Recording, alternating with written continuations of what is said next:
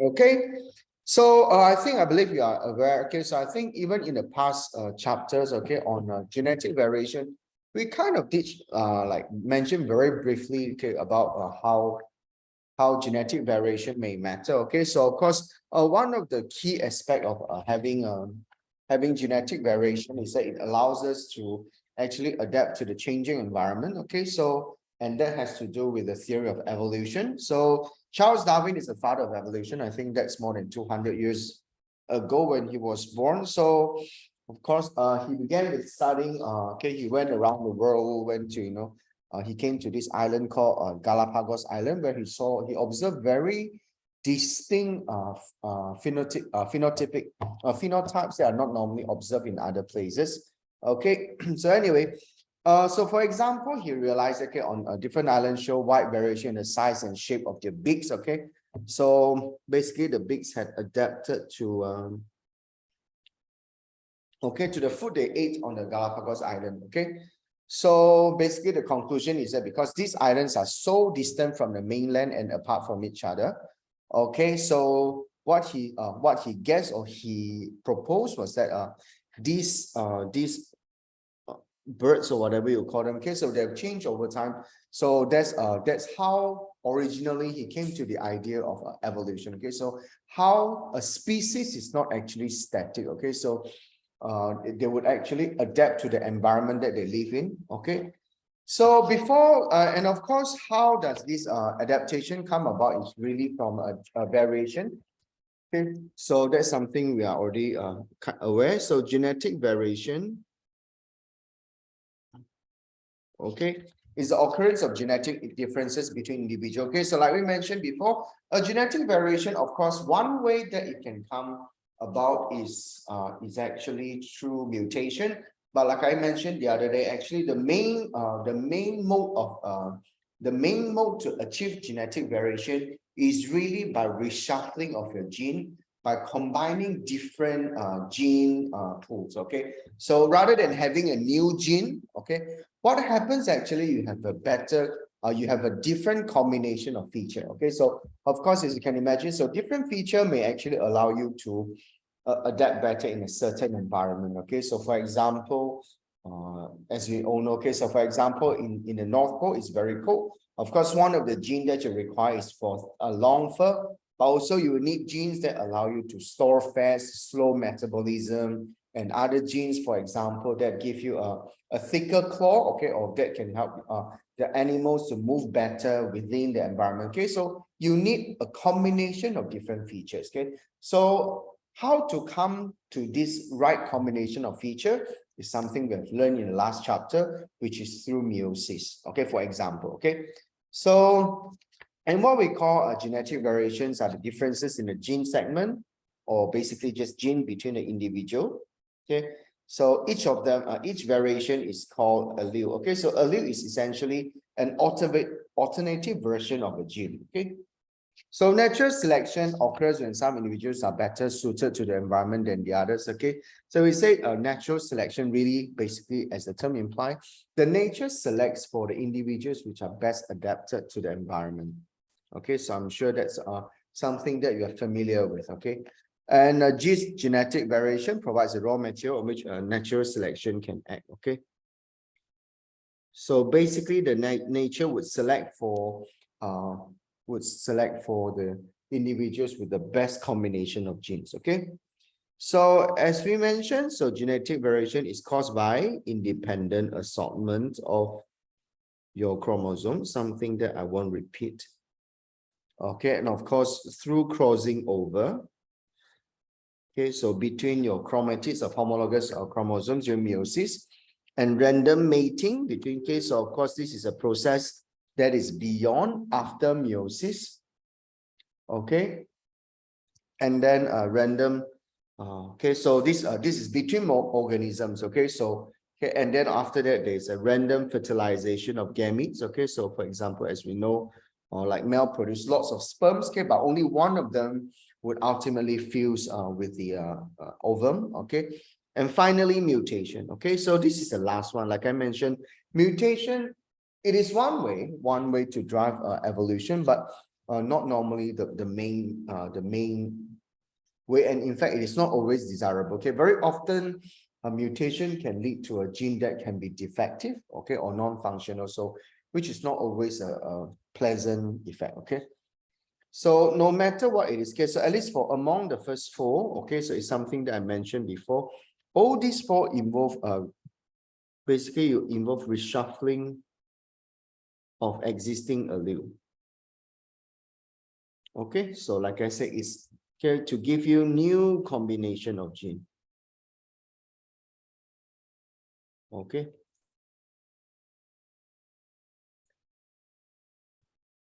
Okay, so of course, when we talk about variation, put it simply, it means no two individuals are exactly the same. Okay, so so they have a different combination of features. Some have certain features which are more advantageous over the other.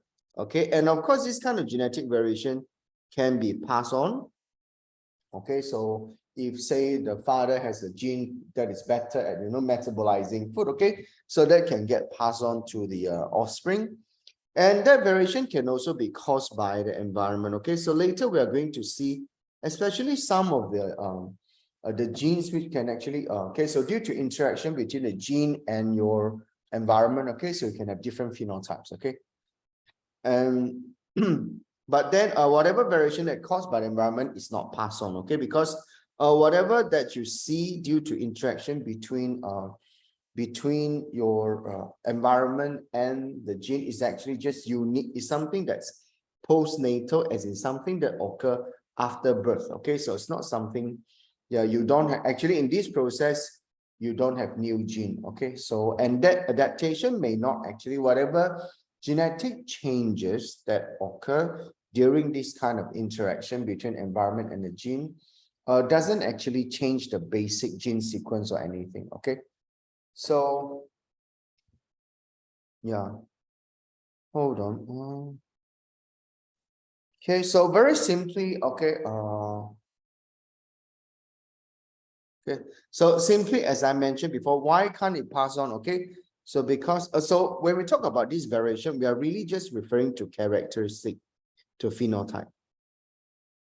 Okay, later we are going to see. Okay, so for example, like I mentioned the other day, or for example, you may have a gene that allow you to grow very tall. Okay, but because of malnutrition, then you become you grow very short. Okay, so it doesn't mean that you have the short gene. Okay, so the shortness is simply a result of the interaction between your gene and the environment, or in fact you can say in this case it's just environment that causes that. So in that case, you still retain the tall gene. Okay, so even though you're malnutrition, okay, so it doesn't mean that your offsprings are going to be short. Okay, so put it very simply, okay, so okay, because this variation due to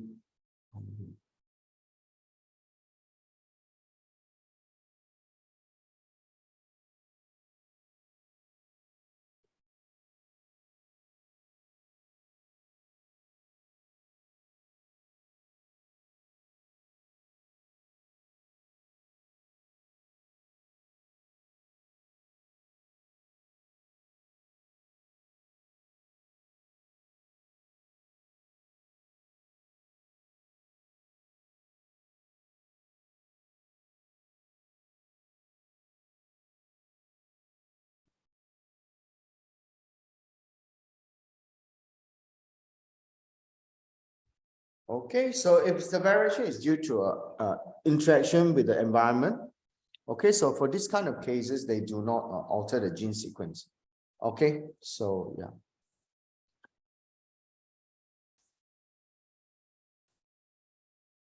Okay, so I suppose for the MCQ question, the objective question is down there. The answer is very obvious.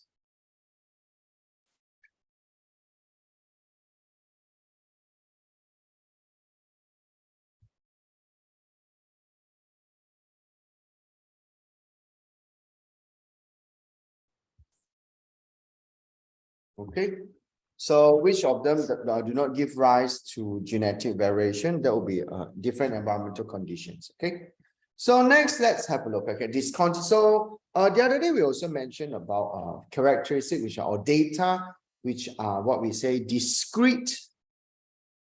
Okay, the examples that I gave you the other day are like blood type, okay, blood type, or how many siblings do you have, okay? So those are discrete or what we call discontinuous data, okay? So whereas height, weight, okay, these kind of things, so they are continuous, okay? So you may have, you have a spectrum of number, okay? So you always have in between number, you have variation in integer, in decimal places, okay?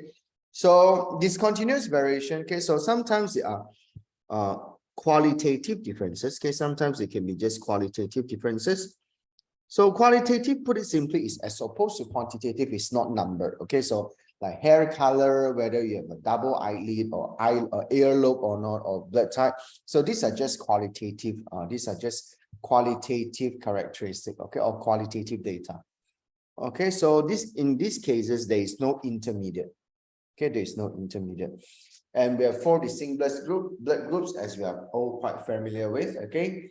And there is no intermediate form, no overlap between the 2 phenotypes, okay? So basically, they would each have their own bar charts or pie graph, okay?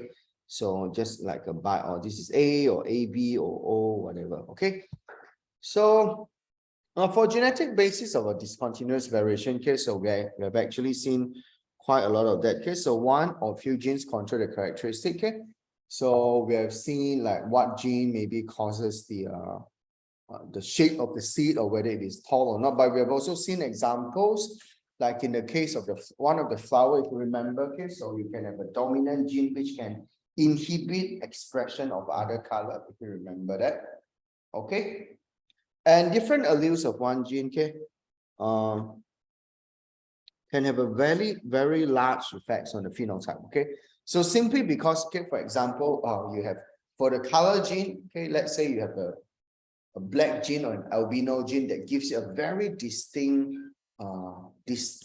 variation in the phenotype, okay? So, and different genes have very different effects. Okay, so these are very typical of a discontinuous variation. Okay, and in these kind of cases, for normally for discontinuous variation, okay, so generally they have very little influence. For example, your blood type wouldn't change because of any changes in the environment, or you wouldn't just grow earlobe if you do not if you were not born with it. Okay, so you would simply not grow an earlobe simply because of the change in the environment. Okay. So here, for example, we have like height, albinism, sickle cell anemia, Huntington disease. Okay, so these are all these are all some of the examples. Okay, so for continuous variation, okay, so they are generally more quantitative differences.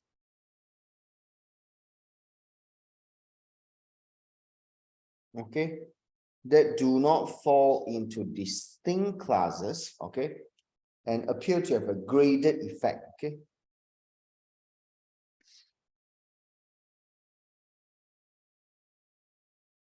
Okay. So sometimes the differences are slight. Okay, for example, you know, if you look at I don't know, maybe the height of Tawa people, okay, you would see it, okay? So there's always a large range of value, okay? So the neighboring value is always very close. So there's a very minor difference, okay? For example, height and mass, okay? So when the heights of a large number of people are measured, okay, generally there are no distinguishable height classes. Okay, so and there's a range of height between the two extremes. Okay, so you have a large range, for example. Okay, and okay, so normally for continuous variation, this kind of situation, typically you have many genes which control a characteristic. We call that condition a polygenes. Okay, polygene condition. Different alleles of one gene have small effects on the phenotype. Okay, different genes may have the same, okay, and often additive effect.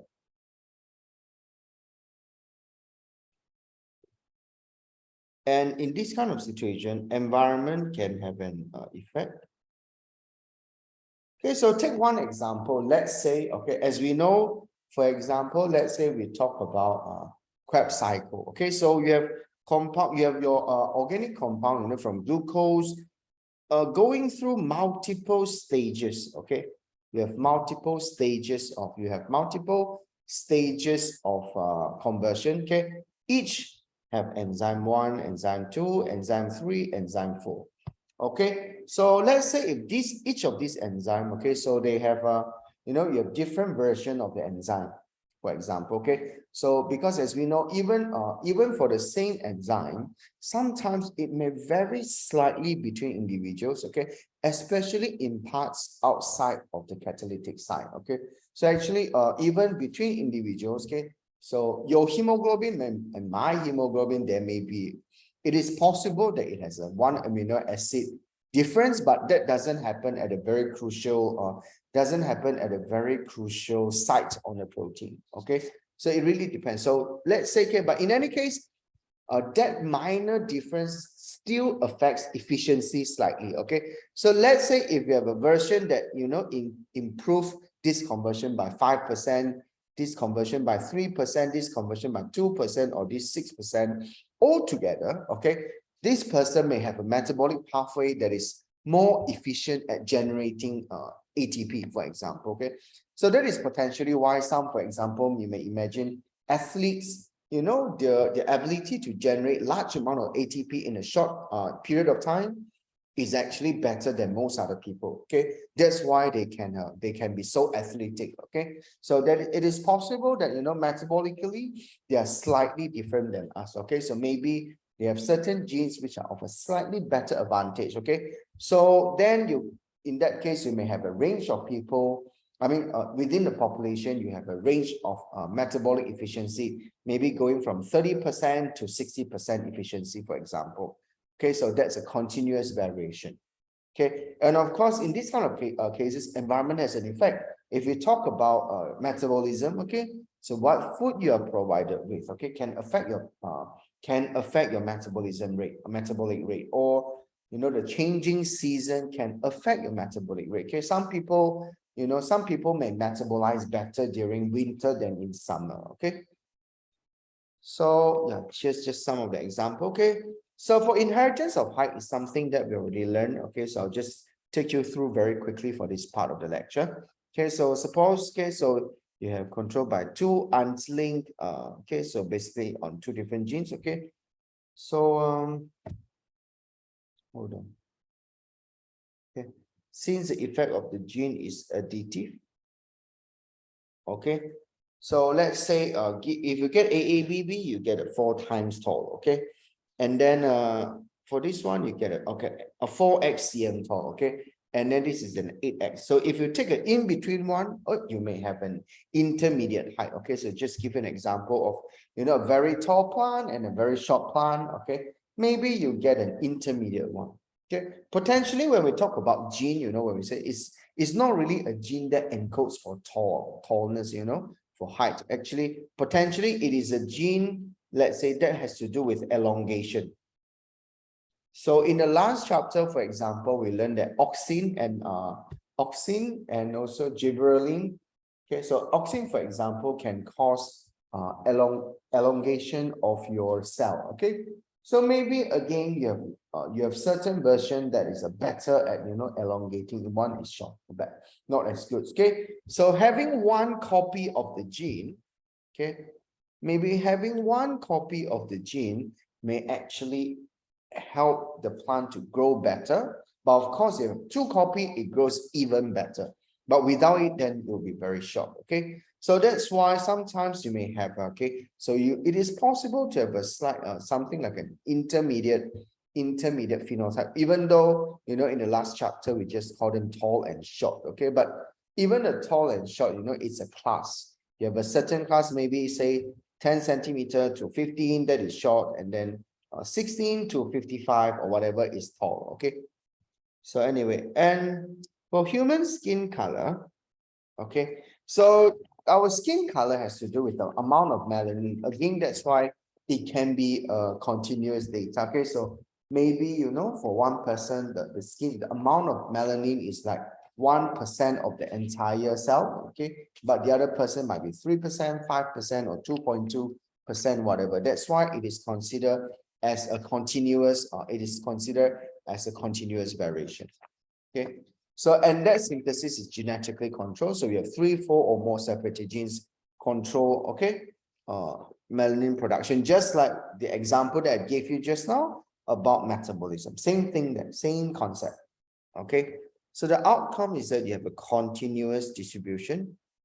Okay, because there's multiple genes controlling it. Okay, so different people get different version of the gene, you know. So maybe if there are gene 1, 2, 3, or you may have a high efficiency 1, 3 and a low efficiency 2, and someone else get a different combination. Okay, so that's how you get a continuum of skin tone. Okay, so here again you can see that, okay, having different copy of the genes may have different effect. Okay, so okay, let's have a look. Okay, so most cats have tails, but man's cats do not. Okay, so this is an example. Okay, so here is just with tails and no tails. That is a very distinct kind of variation. Okay, so that would be a discontinuous. Okay, here we are not talking about cats with different lengths of tail, simply with or without tail. Okay, so this is a class difference. Okay, okay, so Manx and most other cats are two different classes if you are to categorize them according to the presence of tail or not. Okay, so because okay, Manx cats and the other cats form two distinct classes, okay, i.e. with or without tail.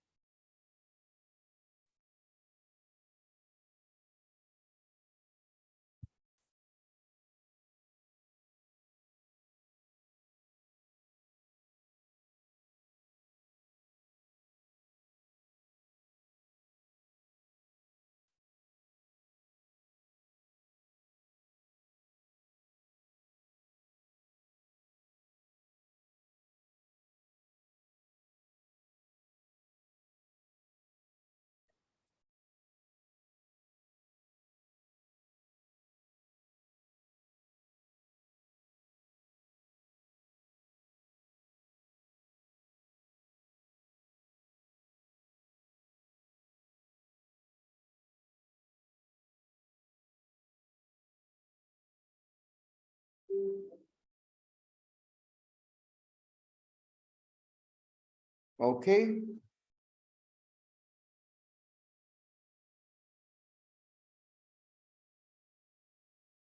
So next,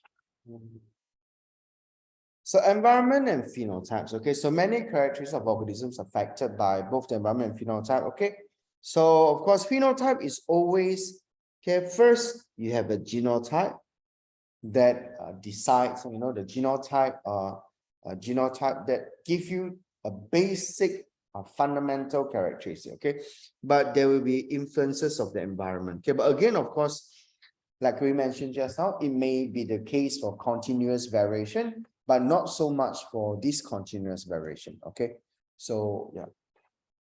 Okay, so environment, anything that is not considered genetic is considered environment. Okay, what food do you eat, the changing weather, whether you live in a city or in the jungle. Okay, so all of those are considered as environment. Okay, so depending, for example, very typically what food you eat will decide what size you develop into. Okay, so here's another example. Okay, so in the honeybee. Okay, so there are three possible phenotypes: the drone, the queen, and worker. Okay, but in fact there are only two genotypes. Okay, so I believe you know that, you know, in so for example, in a nest of bee, ultimately there's only one queen per nest. Okay, but actually the queen and the, okay, you know, and other bees, actually they are of the same genotype. Okay, yeah, so the drones are the male, okay, and then the workers are the female. Okay, so okay, the drones are the commonly male and they develop from unfertilized egg. Okay, so somehow this is very distinct case. So even a haploid can grow into a matured adult. Okay, so why do they look different? Okay, so hold on.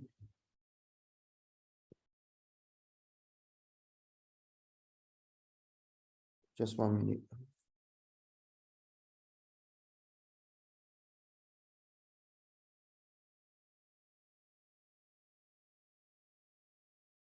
Okay, so first of all, how does the bee, how does a worker develop into the bee? Really, because, okay, so the queen is ultimately larger or bigger, okay, because, okay,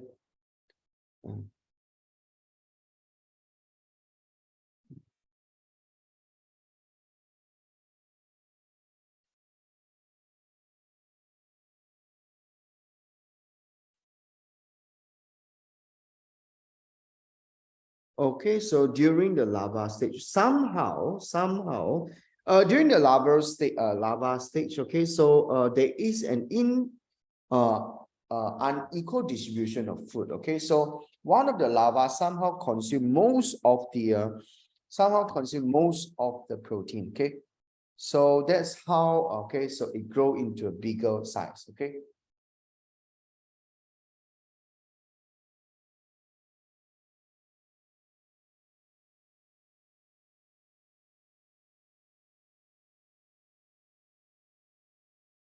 Okay, and then whereas for your worker bees, okay, or the drone bees, okay, I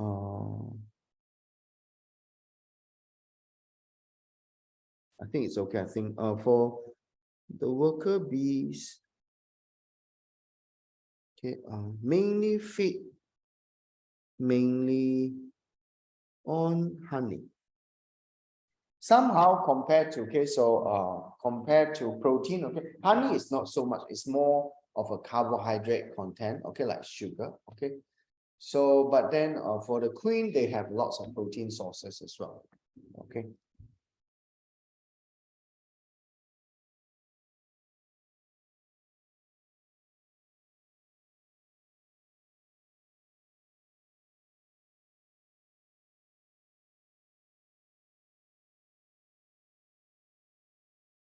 Okay, another one is these Siamese cats. Okay, so these Siamese cats, they have recessive CS allele for heat sensitive form of enzyme tyrosinase. Okay, so basically, so if they have for anyone that has a CS allele, okay, so this is involved. This is encoding for an enzyme tyrosinase, and this enzyme is involved in the production of melanin. Okay, so basically, when it says it is temperature sensitive or heat sensitive, it means one, it goes above 30 degrees Celsius, it is inactive. So you can imagine possibly for this enzyme, okay, for this particular enzyme, because of it potentially carries a so-called mutation, okay, a variation in one of a very important position that makes the entire three-dimensional shape less solid, okay, or slightly looser. So when temperature goes up, it simply gets kind of denatured, you know, this inactiveness might be due to denaturation of this enzyme, okay, or simply it becomes the change in conformation of the enzyme is so dramatic that it will no longer be able to bind to the substrate. Okay, so in that case, then those position will have we have no melanin production, and therefore it's white. Okay, so you can imagine, especially for the core part of the body. Okay, so the core part of our body is actually of higher temperature. Okay, so because the main organs are here, so within this region, okay, because of the higher body temperature, you can imagine that any individuals carrying this CS allele, okay, would have the tyrosinase enzyme denatured or inactive. Okay, so therefore in this region there won't be any melanin synthesized. Okay, but at the extremities, at the ears, at the paws, okay, or at the tails, okay, so it is further away from the body core, and therefore temperature is lower, cooler, and therefore the enzyme is active, so therefore you have a darker fur. Okay, so here an interesting thing is that if let's say if you pluck off some of the fur from here and then you cover that part with the whatever ice pack or anything, ultimately the fur that grow out of that part will be dark. Okay, so that is an indication that so discoloration of the Siamese cat is very much dependent on changing temperature in the environment. Okay, so you can also imagine that if this cat grows up during winter time, potentially, and is exposed to the outside for a long period of time, it's possible that if the entire cat is darker in color. Okay, so next we will do another t-test. Okay, so that's another statistical test. Let's just keep it simple. Okay, so normally t-test. Okay, so the other day for chi-square test, if you remember, is to test whether difference between your observed results, your observed results and your expected results, is the difference by chance or not? Okay, so that is what we do with chi-square test. Okay, so always we have an expected results and then we have an observed result. So then we see, so this distinction in results, whether it is a by chance or not, or the difference, the discrepancy, we want to know whether it is by chance or not. And t-test, so t-test is normally for when you have two different group of individuals or two different set of data. You want to know whether that difference is significant or not, or whether it is by chance or not. For example, let's say we suspect, or maybe vitamin C is good for the brain.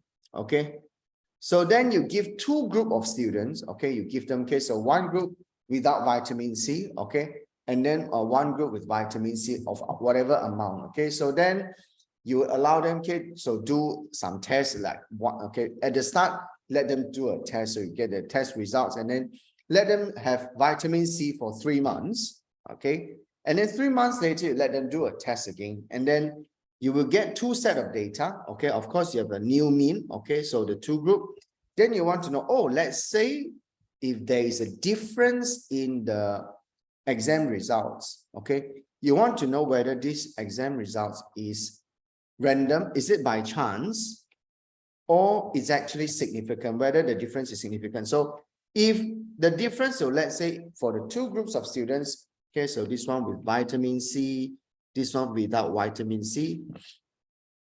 Okay, so if the difference is is by chance, if the statistical tests show that the difference is by chance, that means the difference is by chance, simply mean it is random. It means nothing to do with cat, nothing to do with your vitamin C.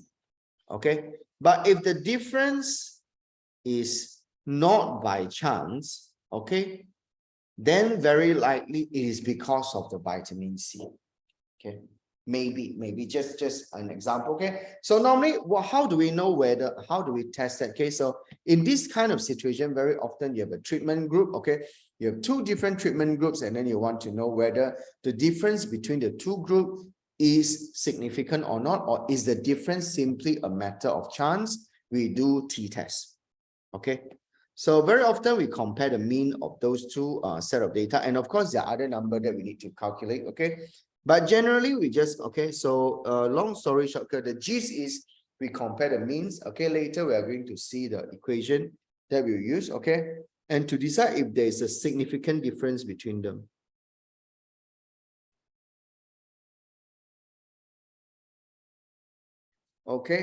So normally for t-test, the data must be continuous and quantitative. If you notice, for chi-square test, we did it mainly for discontinuous data. We did it for like specific class. So maybe what is the phenotype, whether it is what flower color, or whether it is tall or short or whatever. So normally for chi-square test, for chi-square test, we do it for discontinuous data, and then this t-test we do it for continuous, at least in biology. Actually, it doesn't have to be the case, but at least in biology, at least in the syllabus, what we learn, okay? So chi-square is more for the for discontinuous data, okay? But for t-test, it has to be continuous, has to be quantitative, okay? So both sets of data must come from populations that have normal distribution. Can someone please tell me what is a normal distribution? Alvin, what is normal distribution?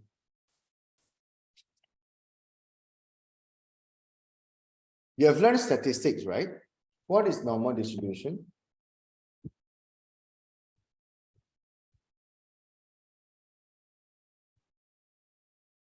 No idea. Are you with me? Oh, okay. I've got an answer. Okay. Song Xian, what is normal distribution?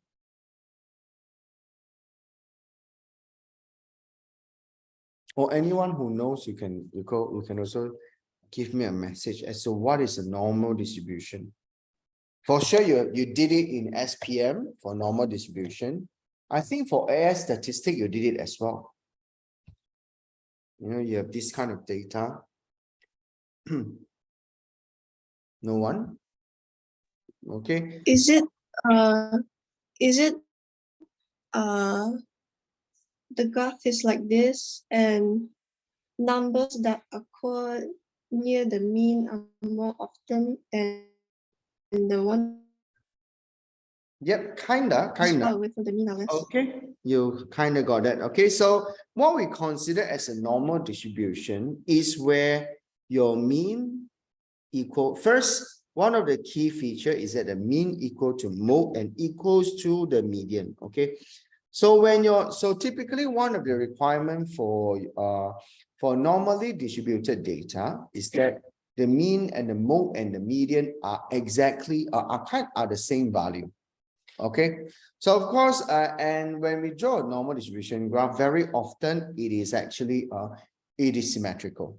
Okay, the graph is symmetrical. So if you have something like this, that is what we call a skew graph. Okay, this is skew. Okay, so a normally distributed data refer to the fact that, okay, so in this set of data, mean, mode, median are the same. Okay, so basically at the very middle, that's where your that's the mean, mode, and median. Okay, so that's what we mean by normally distributed graph. Okay, and typically, and for t-test requirement, typically it can only handle, okay, it has to be more than 5. Okay, so you need to have a larger sample data. I believe you appreciate that a larger sample for statistical analysis, a larger sample should give you a more accurate data. But of course, with t-test, there is a limit as to how many data point that can be collected. Okay, so typically within 30 readings. Okay, so for example, okay, so the surface area of the leaves on the north facing side of a tree is significantly different from the surface on the south facing side. Okay, so for example, here you can kind of consider the north facing and the south facing as two different treatment groups. Okay, so we just want to see whether there is a difference in terms of the leaf area. If there is any difference, okay, so let's say if the area happen to be the same on both sides, okay, then you want to know whether this difference is simply random, a matter of chance, or is it something that, you know, so there are some other factors at play. Okay, normally for t-test, okay, typically if difference is significant, it means, okay, there is an underlying factor that need to be investigated. Okay, and that factor could be what you're looking at. For example, just now I talked about vitamin C. Okay, so let's say if the student's performance is actually statistically significant, then I may suspect that it is this vitamin C treatment that causes a change in an improvement of the test results. Okay. So yeah, and then other reaction times of students who have drunk coffee significantly different from, okay, again, different treatment group. We just want to see whether, okay, So let's say again, if you find a difference, if the difference is by chance, okay, it means drinking coffee has no effect. Okay, so if turns out, let's say in this study, if turns out difference is by chance, it means coffee doesn't affect your response time. Okay, but if it's significant, if the difference is significant, then we may suspect coffee affects reaction time. Okay, so that's how we normally use the t-test. Okay, we just want to see, okay, whether the difference between two particular group, okay, is it random or not? Okay. And I won't mention, okay, so our sizes of ivy leaves in the sun significantly different from ivy leaves in the shade. Okay, so just, okay, so now let's see, typically, how do we interpret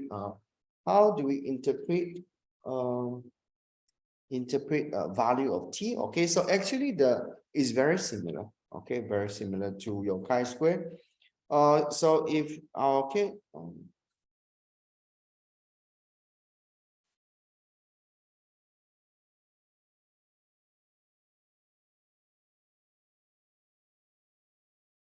okay, so basically, if you get a probability of a 0.05 or more, okay, then we can say that the difference between the two set of data is due only to chance. Okay, so what it means, okay, so same case with your chi-square, if you remember. Okay, so just 1 minute. I'll actually prepare the data. Just I want you to take this down. Simply, you don't have to copy everything, okay? All that I want you to just take note of is, okay, so if your chi-square value is greater than your critical value, the difference is not random. Okay, that was what we learned with chi-square, okay, and vice versa, of course. And then same thing, if your so for t-test, we get t value. If it is greater than your critical value, okay, so just this, this will do, okay. Hold on. If your chi-square value, okay, same thing. If your t value is greater than critical value, if your t value is greater than your critical value, the difference is not random. Okay, that's all you need to know. Okay, just remember that. So if your t value, so you always calculate a t value. Okay, so if your t value exceeds the critical value, then difference is not random, and vice versa. Okay, and of course, if it is not random, then we will reject null hypothesis, because null hypothesis is there is no difference. Okay, there is no difference. Your null hypothesis, null means zero, nothing. Okay, so null hypothesis always means there is no difference. Okay, so whenever you find that your difference is not random, okay, then it means you have to reject a null hypothesis. Okay, just remember that. Okay, so for this purpose, whether it is chi-square or t-square, this is all you need to know. Okay, so in terms of how you would actually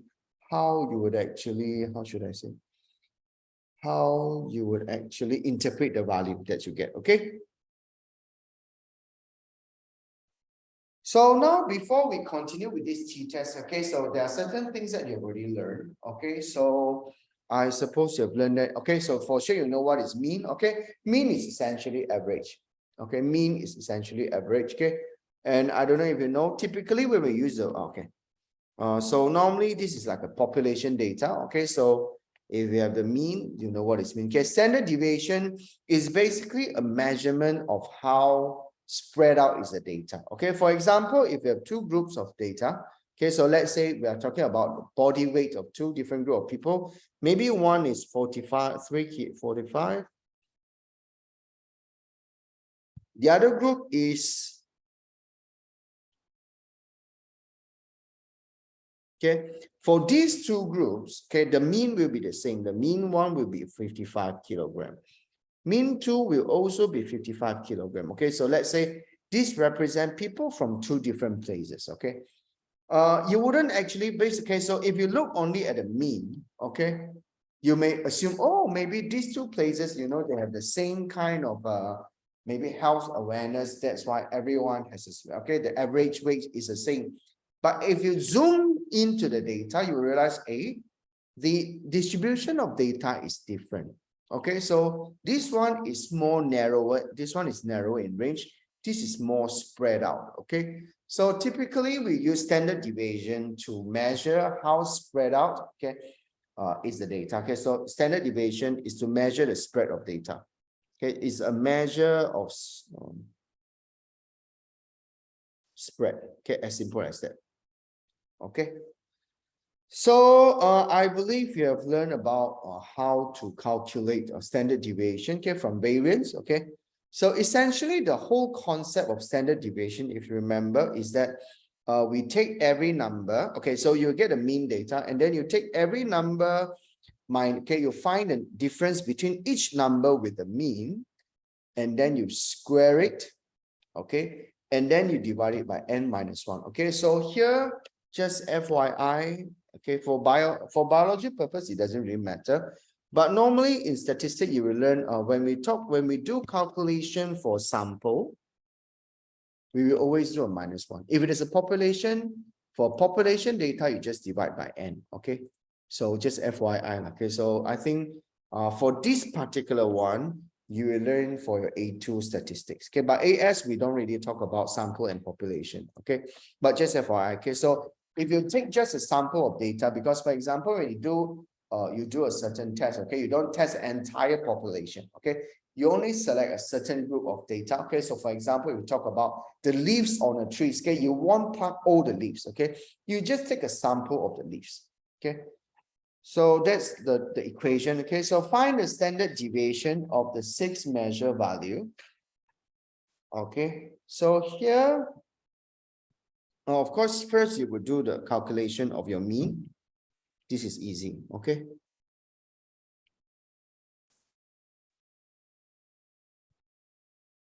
divide that by 6 and then you get a mean. Okay, so when you do calculation of your standard deviation, okay, here it is. Okay, so basically you do, okay, so hold on. So it is, okay, so total x minus your mean squared divided by n minus 1. Okay, so 0.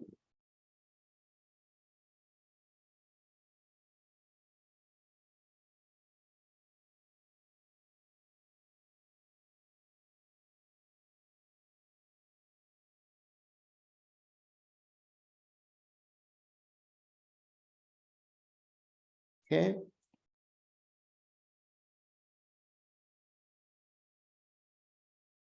okay, I have to highlight again that this is, okay, you don't do this typically for your A-level, for your mathematics. Okay, you normally just divide by 6. Okay, anyway, so and then you get 1.87. So that is your standard deviation. Okay, so that's how you would calculate standard deviation. Okay, so this is just something that something that you have learned before. Okay, but only with this difference. Okay, but conceptually it's basically the same, kind of the same thing. Okay, just a measure of spread basically is a measurement of the difference of each data point from the mean. Okay, we'll take a short break here and then we'll continue. Okay, so yeah.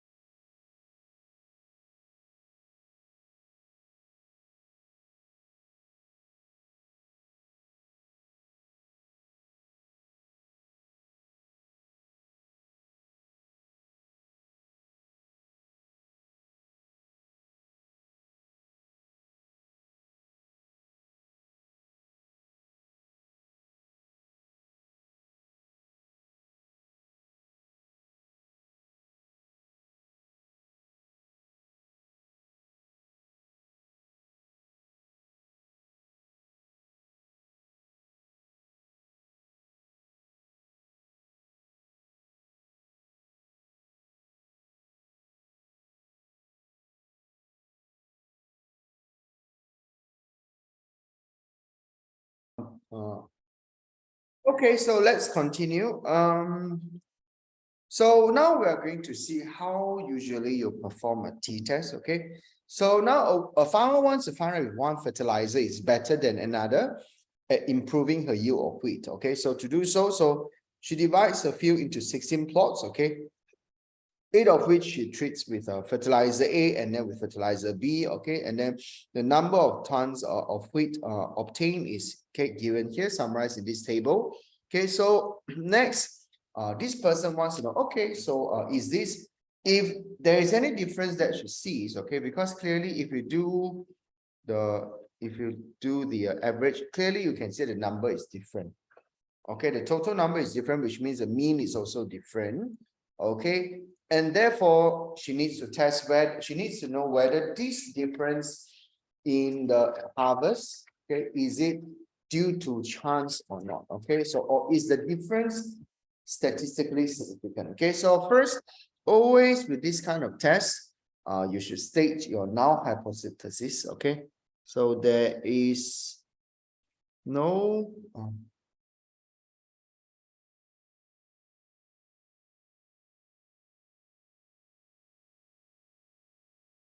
okay, there is no significant difference between the yield of wheat from the two different fertilizers.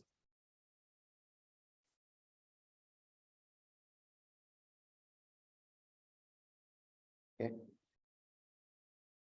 So which means if you have, okay, so when you say no significant difference, that means that okay, the difference is merely by chance, if any. Okay.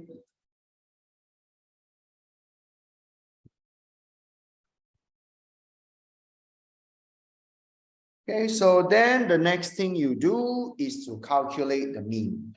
Okay, the next thing that you do is to calculate the mean.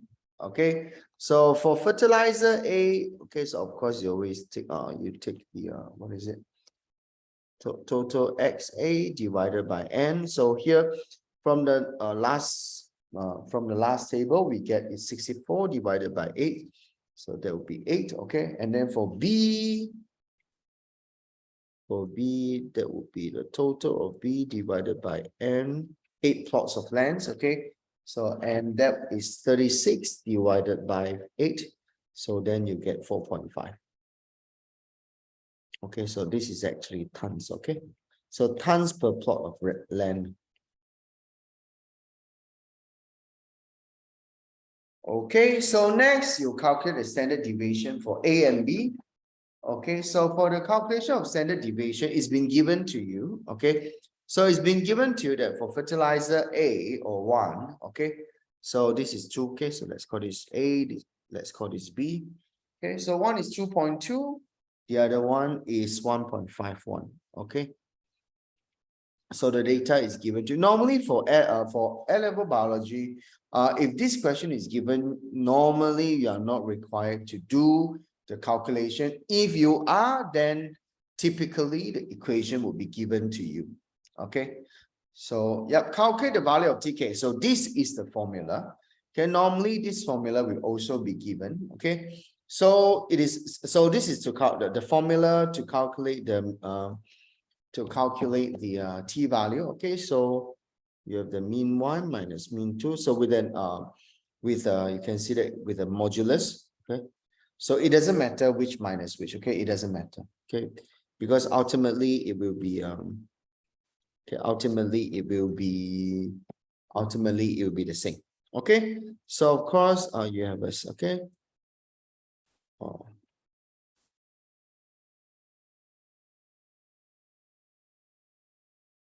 okay, and I'm sure you are aware if S is the standard deviation, then S square is the variance.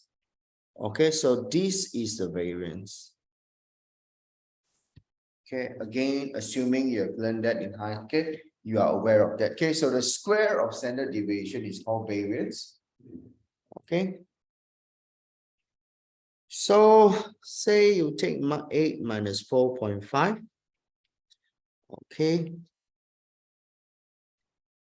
And then divide that by, okay, so that would be 2.2 square divided by 8 plus 1.51 square divided by 8. And then ultimately you get the value of 3.71. Okay. And also for this one, like the case of chi-square, you will be calculating what we call a degree of freedom. Okay. Okay. Degree of freedom is basically the total number of data points minus 2. Okay. So that's 8 plus 8. Okay, so that should give you 14. That's the degree of freedom. We call it V. Okay, and then after that, with this, we are going to refer to a t-value table. Okay, so for chi-square, there's a chi-square table. For t-test, there's a t-test table, a t-value table. Okay, so now we know that for degree of freedom 14, okay, this is our 3.71 is our t-value. Okay, so refer to the table of critical value. Okay, and then taking a probability of 0.05 as a critical one. Okay,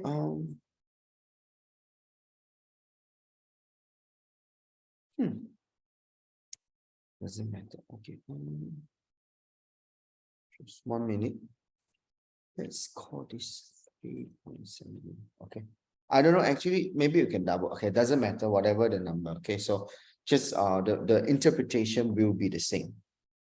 Okay, so let's have a look how. Okay, so if you look at this table, so this is degree of freedom 14. Okay, so you go to a table. Okay, so actually I've got this on the table. Okay, so you go to 14. If you choose t value of if you choose the t value of sorry, p value of 0.05, okay, so you'll be looking at this. Okay, you will be looking at this. Okay, so first, like I mentioned just now, if your t value, okay, so if you remember just now, I said, okay, so here in this region, your t value is greater than the critical value. Okay, so here in the red, this is your column for critical value. Okay, and then for this side, okay, that is your t less than critical value. Okay, as we mentioned just now, in this region, okay, in this region on the right, we reject null hypothesis. And then here we accept the null hypothesis. Okay. So I want you to take this down.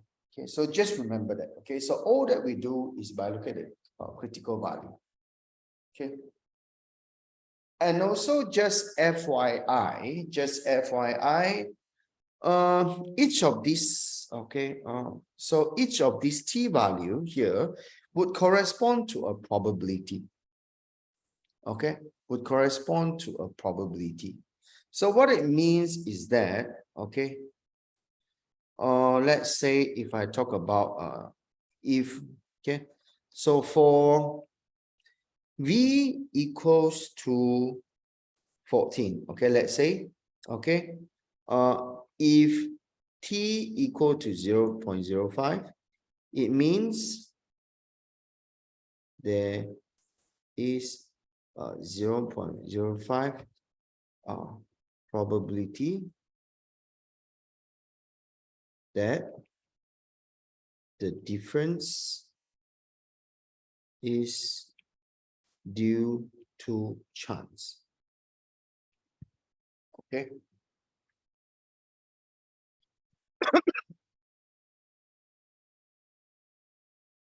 Oh, sorry. 2.15. Okay. So for the same, so for this,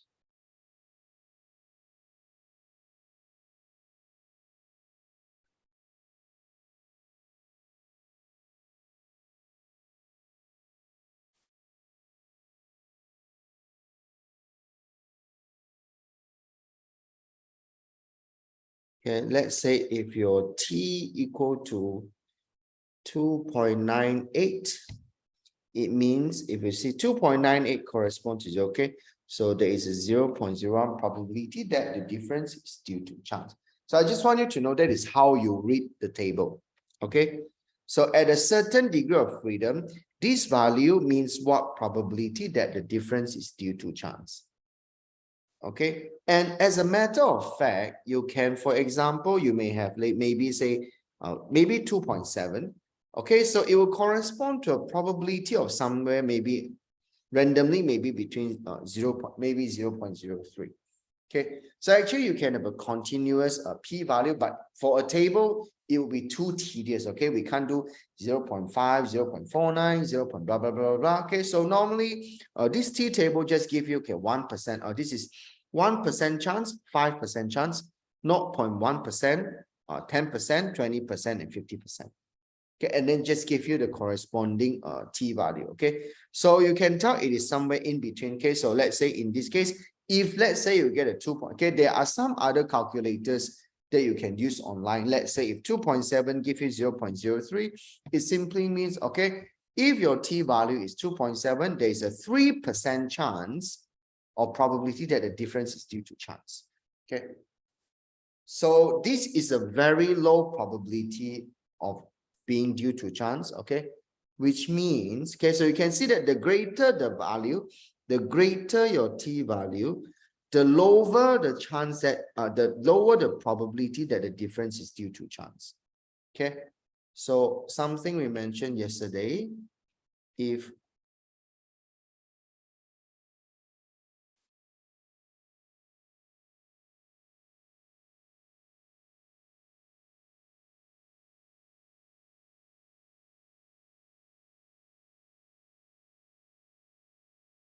okay, so if the probability due to chance is low, so then the difference is significant. Okay, so in the case that we did, okay, we got 3.68. 3.68 is somewhere around here. Okay, so in any case, it is a greater than your t value, you would reject it. Okay, so because it is greater than your t value, you would reject. Okay, it is greater than t value of 2.15.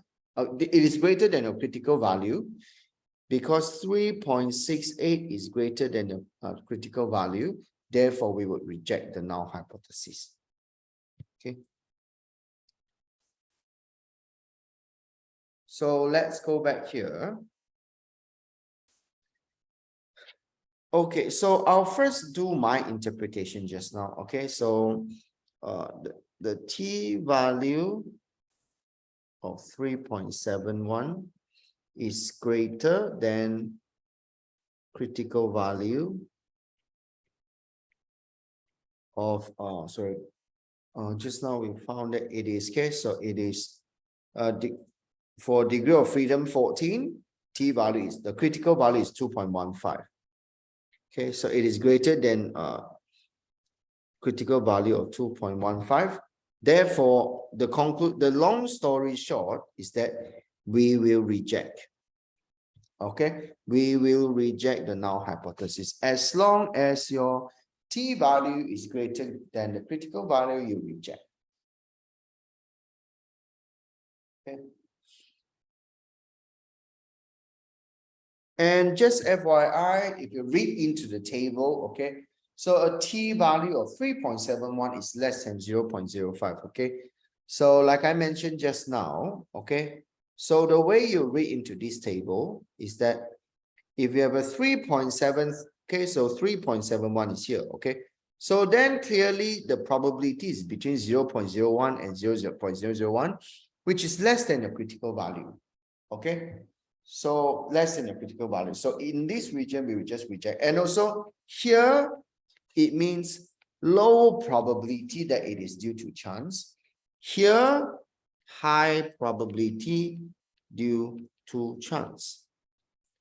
Okay, this is low probability that it is due to chance.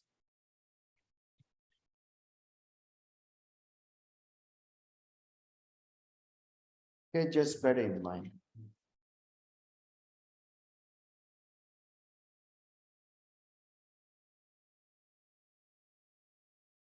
Okay, so yeah.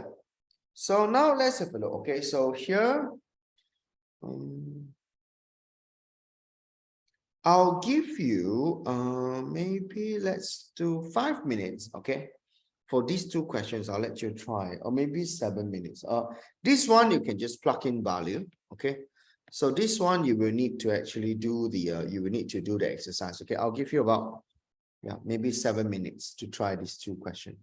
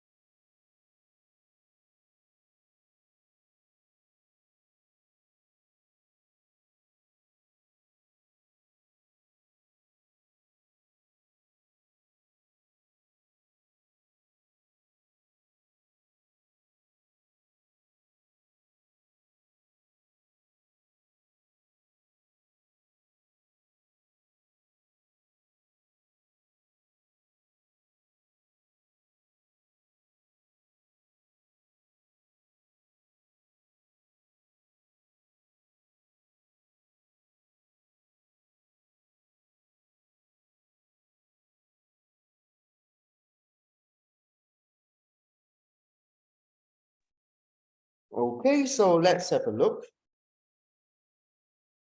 Okay, so here, okay, so basically you just have to plug in. Okay, so for your null hypothesis, it is simple. Okay, so simply you just say there is no significant difference in the amount of flowering time. Okay, so there is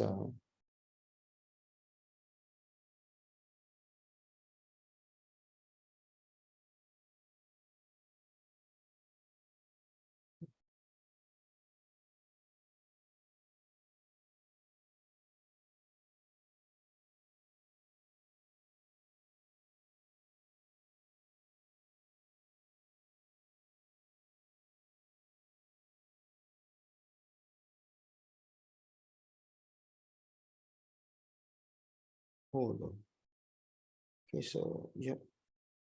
Oh, actually, so you have two different kind of glass clotures. Okay, so you have a glass clotures and a plastic. Okay, so you just want to see whether which one is better. Okay, so for the t-test is simple. Okay, so we already know that your mean, okay, mean of time taken. Okay, so hold on. Okay, so for your t value, it is simple. You just do. I suppose you get 1.58. Okay, so if you get 1.58 and V equals to 28, then it's fine. Okay, so V is simple. You just do 15 plus 15 because your N1 equal to 15 and 2 equals to 15. Okay, so I probably won't go into too much detail of the calculation. Okay, so assuming you're fine with that. Okay, so if you look at this is 28. Okay, if you look at T value of, okay, so let's choose our critical value. Okay, so degree of freedom 28. Okay, so at P equals to 0.05, our critical value is 2.05. Okay, so basically what we learned is that, okay, so your T equals to 1.58. Okay, and then your critical value equal to 2.05. Okay, so basically, so your T value of 1.58 is less than the critical value than 2.05. What does that mean? It means, okay, the probability of the difference is due to chance is greater than 0.05. Okay, so that's a relatively high chance. So there is a high chance that it is due to chance. Therefore, accept your null hypothesis. Okay, so when we say there is a high chance that it is, okay, so okay, that's let's not use the word chance here. Okay, that's a high probability. Okay, so there's a high probability that it is due to chance. So that means, okay, the difference is not significant.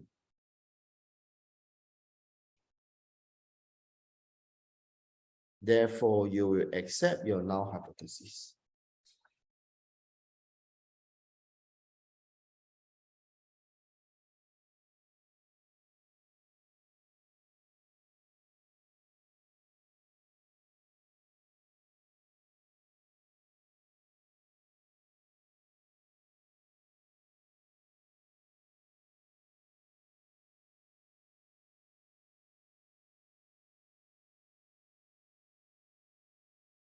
Okay. So for next one, okay, so for the next slide, okay, so I hope you did get your standard, okay, so I suppose you did get your mean one, okay, to be equal to 14. This one, you should get 21.1, okay, and then the standard deviation here is 4.42, and the standard deviation here is 9.35. Okay, you can actually, I'll send you the calculation later because I don't want to spend time on the maths. Okay, so if you do the equation, if you plug all these number, you should get your t value equals to, hold on, your t value should be equal to 3.14, I think, because my photocopy is a bit unclear. So let's just assume that the t value is 3.14. Okay, and of course, in this case, you have to state the null hypothesis as well. Okay, always begin with, okay, there is no statistical significant difference between a number. Okay, so here you are doing, okay, so seagulls fed at two different sites. Okay, there was, okay, in terms of the number of seagull feeding. Okay, so okay, so that's it. And so, okay, your, how many are there? Hold on, your number of your n is 1, 2, 3, 4, 5, 6, 7, 8. Okay, so your degree of freedom, your v equal to 10 plus 10 minus 2 equals to 18. Okay, so with that 18, let's see, for 18, degree of freedom 18, and then your p equal to 0.05, that is your critical value. Okay, so your critical value is 2.1. Okay, so again here, okay, so in this case, our t value of 3.14 is greater than critical value 2.1. Okay, that means there is the probability of the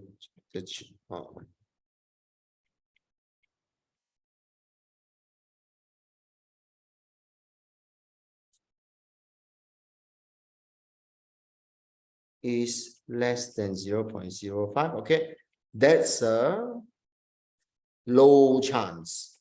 Okay, there is a very low chance that okay, that's a low probability. Okay, let's just use the word. Okay, so that's a low probability. So the difference is statistically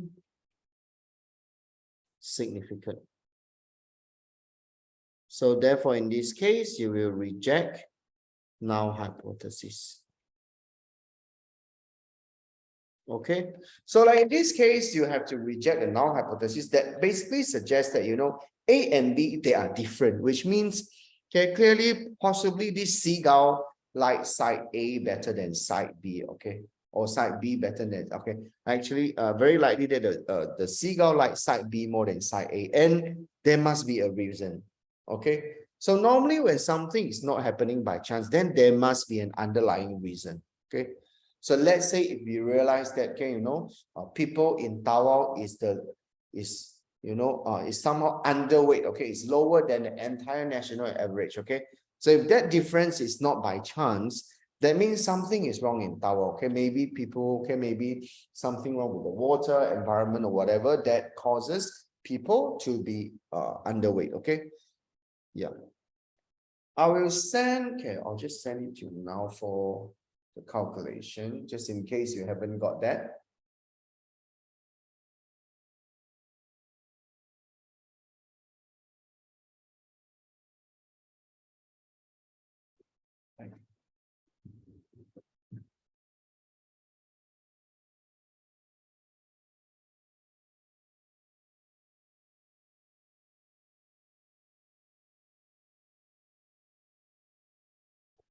So I'll send you the detailed calculation if you haven't got that. Okay, but we won't do it here.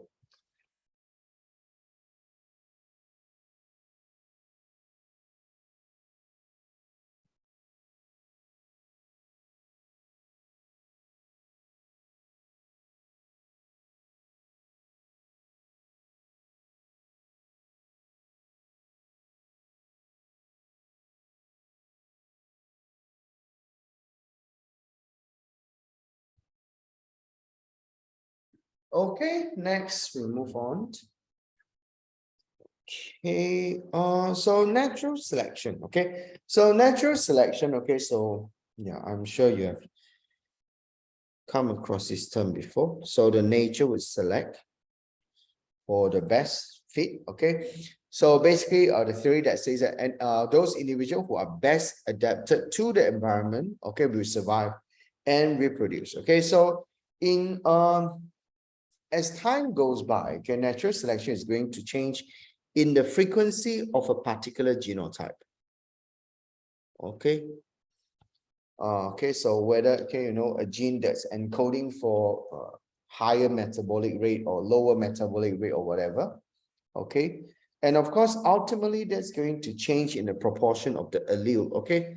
So ultimately, when we say that nature selects for particular characteristic, it is basically the same as saying that it is choosing a particular allele, particular version of the gene. Okay, so then you're going to cause, okay, so the population to be of a high, okay, so to have more individuals of one particular trait. Okay, but later we are going to learn under what conditions that this statement may not be true. Okay, so typically this is a case when the environment is moving into one direction and the conditions become stabilized. Okay, so let's say, maybe, who knows, maybe Tawau suddenly turns into a very cold place on Earth. Okay, for more than 150 years later, we are going to discover that maybe people in Tawau, they would develop, they are better at, you know, accumulating a large amount of fats under their skin, for example. Okay, so that's provided that this temperature difference, okay, this drop in temperature in Tawau is stable for a long period of time. Okay, so they can only increase and decrease the frequency of allele that already exists. Okay, so like I say, with genetic variation, we are not talking about, you know, although mutation can happen, but generally speaking, mutation is considered a rare event. Okay, so most of the time, whatever that is being selected is really just existing allele. Okay, but it doesn't exclude the possibility that maybe, who knows, someone develop a particular mutation that is particularly beneficial for adapting to a certain environmental conditions. Okay, so that can happen, but most of the time it's really just for existing gene that we are existing allele that are being selected for. Okay, so all organisms have great reproduction potential to increase their population.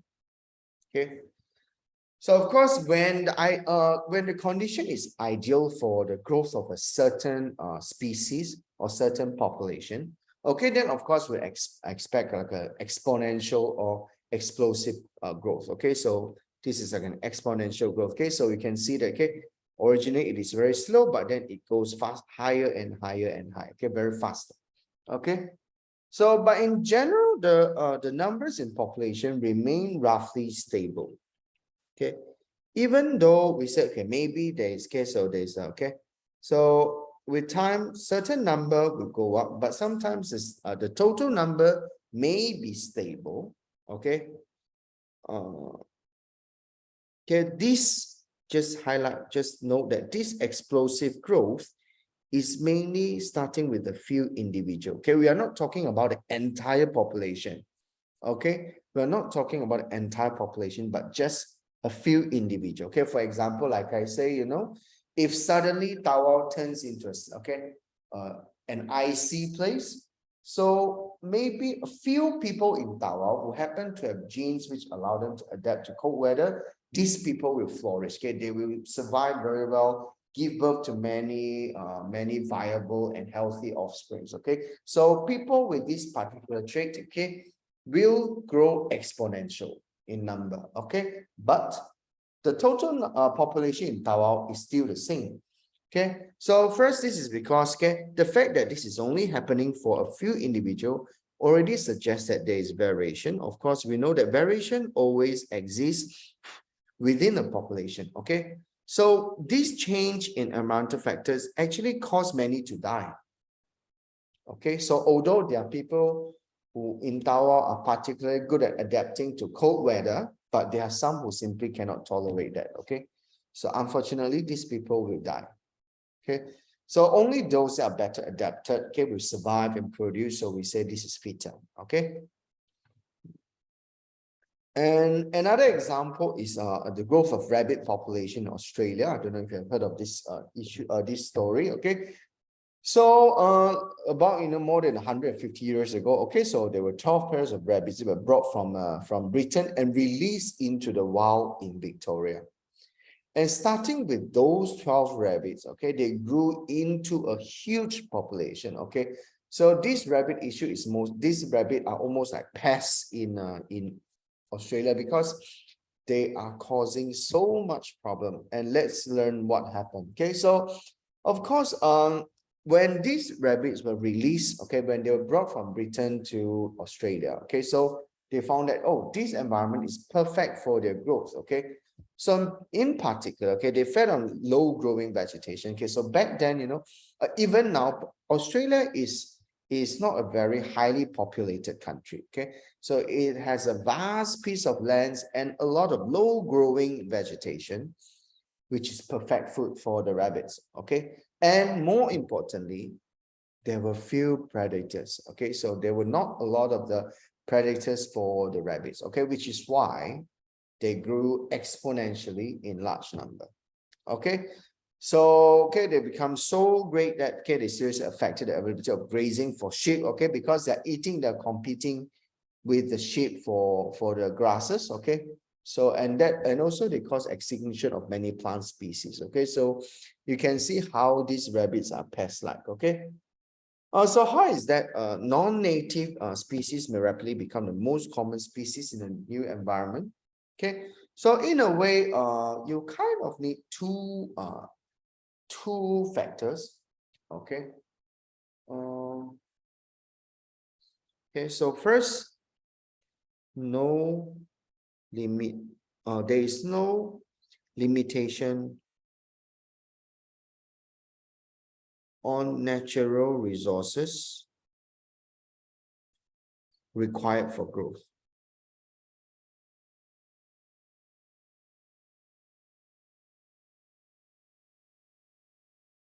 Okay, you can imagine for 12 rabbits, okay, for such a vast country like Australia, basically if there is an infinite amount of grass available for them, okay. So second, there is absent, okay, so second is the absence of existing predators, okay.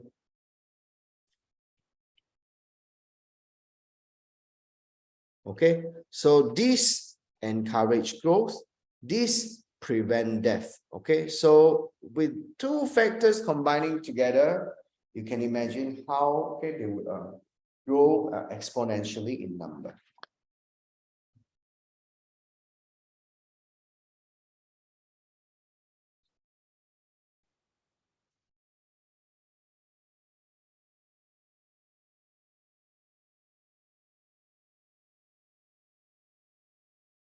Okay, so now let's have a look. Okay, so as the population of rabbit increases, okay, so there are various environmental factors that come into play to eventually keep the rabbits number down. You can imagine always with an increase in number of the individuals of the, okay, so of course that's ultimately going to that growth will slow. The growth rate will slow in number. Okay, so first there are what we call the biotic factors. Okay, so biotic factors, of course, there is predation. Okay, so maybe slowly, okay, somehow, okay, let's say there are certain predator, okay, happen because at first it's a vast piece of country, a vast country with only small number of rabbits. So that's why they haven't come into contact with their predator. Okay, so but as it spread, okay, let's say if they first landed at the southwestern part of Australia, okay, but their predator is in the northeastern part, okay, so then they won't meet. But as it spread across the country, ultimately they may come across their their predator, and that predator is going to grow in number because of all the rabbit. Okay, so that predator can also spread across the country. Okay, so of course competition for food and space. Okay, or sometimes it can be infection by pathogen. Okay, so actually this can be another factor. Okay, so let's say absence of pathogen. Okay, that infects the rabbit. Okay, so then they won't be sick, so they won't die either. Okay, so and then we will also have a abiotic factor. Okay, so maybe the nutrient levels in the soil. Okay, because they're eating so much grass away, so and maybe even the pool may be of high or low pH, may affect the soil, affect the environment or whatever, just like human inhabiting the earth. Okay, so we're causing so much trouble to the environment. Okay, so it changes the environment. Okay, so ultimately with the exponential growth, of course, you're going to come to the problem of overcrowding. Okay, then maybe at some point your disease pop up. Okay, because let's say we're talking about pathogen like virus and bacteria. Okay, so they can just suddenly pop up, because they are constantly mutating, just like COVID. You see, so that so the ancestor of COVID has been there for I don't know how many years. Okay, only until 2019, suddenly there's a mutation that causes them to be able to spread across species to start affecting human, and then suddenly it's everywhere. Okay, so all these factors act to reduce the rate of the growth of the rabbit.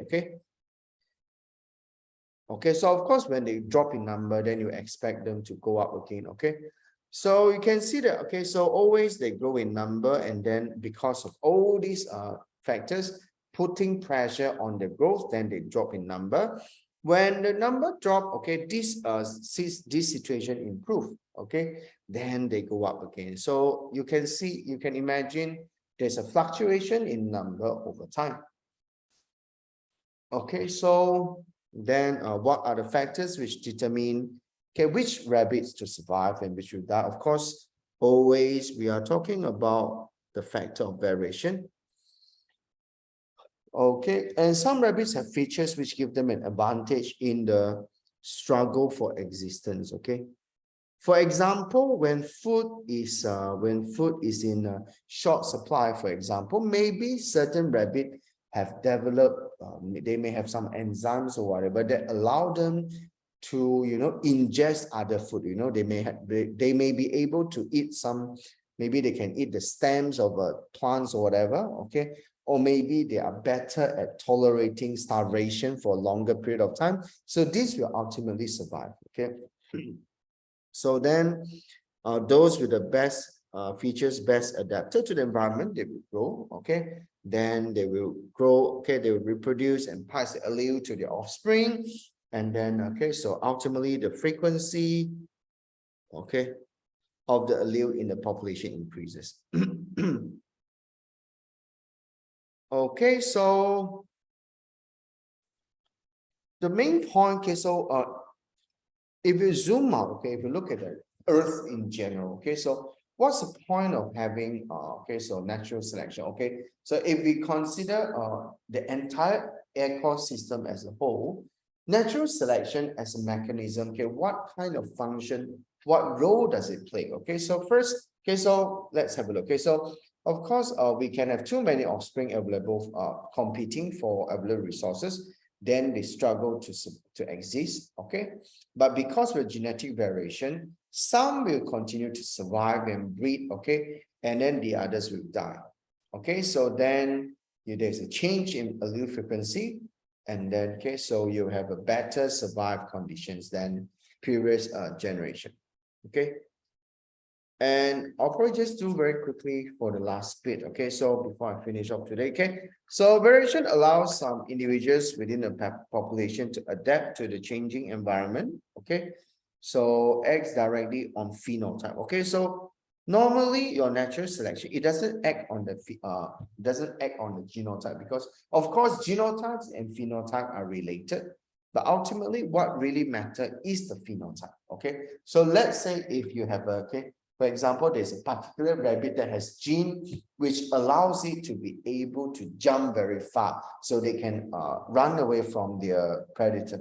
But let's say because of whatever reason, okay, so let's say because of a lack of food or whatever, they do not grow. They do not grow to acquire this phenotype. Then simply they won't actually be selected. Okay. And of course, you have more genetic variation, okay, can enable more, okay, more phenotypic variation. Okay, so more likely to survive. Okay, so the the good thing about having genetic variation is that more for the from the perspective of the species, from the species perspective, okay, there is a higher chance of survival. Okay, so that for example, now we like to do large scale farming, large scale planting. The problem, and very often people try to develop genetically identical crop plants. Okay, but the danger is always there is no genetic variation. If a disease comes, or if there's a sudden change in the environmental factor, the entire population can, your acres and acres of crop plants will just die. Okay.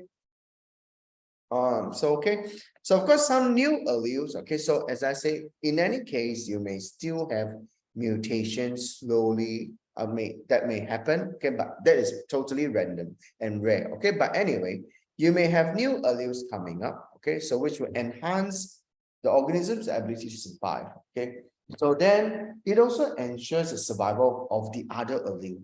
Okay, for example. Okay, so anyway, just put it simply, you may have new alleles giving new or better adaptability, and therefore enhancing the chance of surviving. Okay. And population with low number of variation are highly vulnerable to diseases. And for example, nowadays in climate change. Okay. So antibiotic resistance. Okay. So we have actually kind of come across this in the chapter on immunity. We have already learned as to why you need to complete your course of antibiotics. Okay. So of course, the entire process there that you learn is essentially natural selection happening within a very short period of time. Okay, so as you take antibiotics, the antibiotics is what we call the selection pressure. Okay, so for example, let's say just now I said there's a change in temperature in towel. Okay, so temperature is a selection pressure. Okay, or you can say coldness is a selection pressure. Okay. So now, okay, so antibiotics can be a selection pressure. Okay, so for example, you may have, because how these kind of antibiotic resistance come about. Okay, first, okay, you have a mutation. So that is how you achieve like a new allele. Okay, so you can actually you produce an enzyme that can inactivate. Okay, so this is a new allele. When it first arrived, okay, so before these old bacteria are killed by penicillin, okay, so due to mutation, a new allele arises, okay. So a mutation can give an immediate effect, okay. So for example, okay, in the case of this, okay, or sometimes, who knows, we may develop a certain mutation that can change your eye color from, from, I don't know, from brown to maybe purple color, for example. Okay, so sometimes there are certain allele, okay, a certain allele that can give a very dramatic impact, okay, on the phenotype. Okay. Okay, and especially in the case of bacteria, okay, because you have only a single strand, one allele. Okay, why is that the case? Because you remember, for example, in human, we are diploid. Okay, so every genes we have two copies. So you may have one copy of gene, okay, that has acquired mutation, but the other hasn't. So in some way, these two, okay, one may actually mask the impact of the other, or may actually dilute the effect of the other gene. Okay, so but in the case of prokaryotes like bacteria, there's only one copy of gene. Any effect is very immediate, very conspicuous. Okay. So anyway, and then once if antibiotics is applied, okay, then mutant and resistant bacteria have a tremendous selective advantage because they can tolerate with the high dose of antibiotic. Okay, but those without the mutant allele will be killed. Okay, so then that's why those with resistance can survive and reproduce. Okay, so of course, due to genetic variation. Okay, so these different bacteria may have different reproductive capacity. Okay, so as in like one may carry mitosis better, faster than the other. Okay, so anyway,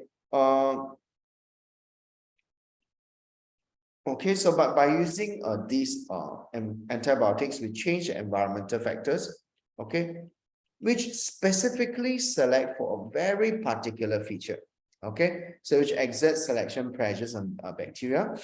Okay, so at least for antibiotic resistance often occur on the plasmids, okay, and then this plasmid can get transferred from one bacterium to another. If you remember, I don't know, this term we call transformation. I think we will come across this term in the future for the chapter on gene technology. Okay, so in any case, this resistance can be passed on to other species. Okay. So the more we use antibiotics, actually you are forcing them to grow into a stronger, better individual. Okay. Yeah, so that's the case. Okay, so I think we will just stop here. Okay, and yeah. So if you have any question or whatever, just let me know. Okay. So thank you.